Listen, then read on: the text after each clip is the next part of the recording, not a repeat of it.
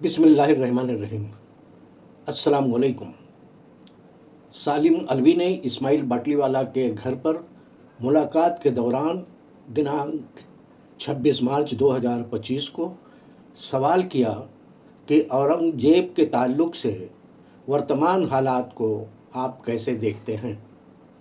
इस्माइल बाटलीवाला का जवाब: हमारे औलियाए किराम जैसे कि हज़रत निज़ामुद्दीन महबूब इलाही साहब, ख्वाजा मोइनुद्दीन चिश्ती अजमेरी साहब, ख्वाजा कुतुबुद्दीन बख्तियार काकी साहब और हाजी वारिस अली शाह देवा शरीफ साहब वगैरह जैसी हस्तियां न सिर्फ मुस्लिम समाज के लिए बल्कि सर्व समाज के लिए उनकी कुर्बानियों की वजह से सर्व समाज में सम्मानित हैं।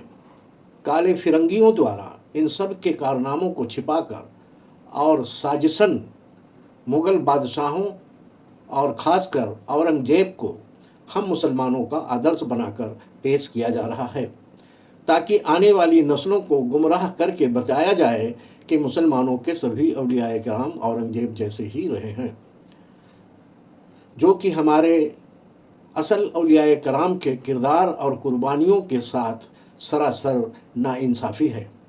और अफसोस यह भी है कि बहुत से मुसलमान भी काले फिरंगियों के साजिशों के शिकार होकर काले फिरंगियों की मंशा को पूरा करने में लगे हैं।